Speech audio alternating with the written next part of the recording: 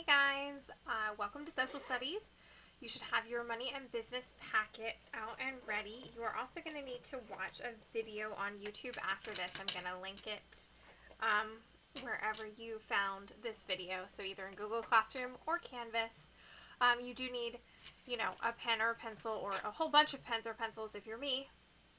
So let's get started. We were talking about the 3 types of resources, so way back at the back of your packet, in fact the last 2 pages, we are going to do this one together, and then you are going to do this one for practice. So let's start here. We're looking at those 3 kinds of resources. 3 kinds of resources are natural resources, human resources, and capital resources. And so you can think of it this way. Natural resources are things that we use that are grown. So things that come from the earth, right? They're grown, they're dug for, they're already here. You don't have to do anything to them except for get them from the earth. Human resources are the people that make or do something so that they have goods and services. And capital resources is everything else, anything that you need to spend money on in order to make your business grow. So natural resources, I use green because that's, natural colored, is from the earth, right? Our natural resources come from the earth. This is our, soil or sand. This is gas and oil. This is crops. This is lumber. This could be water. Pretty much from the earth. Oh, this is also minerals and metals.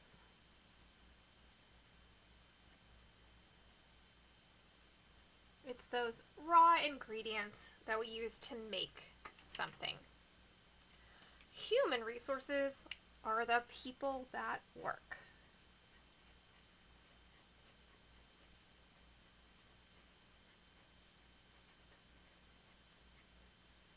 So these are our doctors and dentists.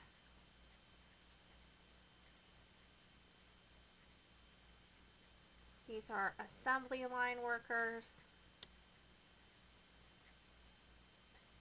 These are our food service people,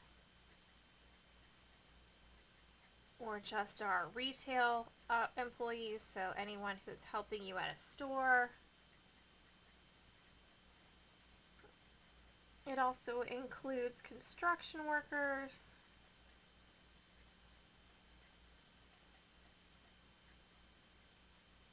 pretty much anyone who has a job is a human resource. And last but not least are those capital resources. It's that everything else, all of the above. So this is goods bought to make or serve. Okay, these are any heavy equipment you might have. Trucks, backhoes, cranes, things like that. Any electronics, printers, computers, speakers, anything that you need in electronics. This is also going to be land and buildings. So where are we? Oh, some dog shaking out there. Where are we going to work? Lots and lots of capital resources. If you've got, if you're making, a bakery, if you're in a bakery, it's like the land and the buildings, but also your oven and your counters and everything like that. So capital resources is pretty much everything else. So things you get from the earth, people, and then everything else you need to make a business work. Okay, we're going to watch the video Pancakes, Pancakes. It is an Eric Carle book. Eric Carle is one of my favorite authors. So it's a little bit younger. It's a kid's book. It's a picture book. But as you're watching, take note of the natural resources that are used in Pancakes, the human resources, and the capital resources. And then we're going to come back and check in together, okay? All right. Okay, guys, so hopefully you just listened to Pancakes and enjoyed the story of how Jack was hungry and then I think spent all day long getting all the ingredients for his pancakes. So our natural resources are things that were grown, are the flour, which came from the wheat, the egg, which came from the hen, the milk, which came from the cow and was turned into butter, and the wood that he found in the woodshed. Our human resources are Jack, Jack's mom, and the miller. They're the only three humans to appear in the story. And there are so many capital resources, I didn't actually get to fit them all in. There was the sickle and the flail and the millstone and the water wheel. These all belong to the miller and making the flour. There was the milk pail and the butter churn for making the butter.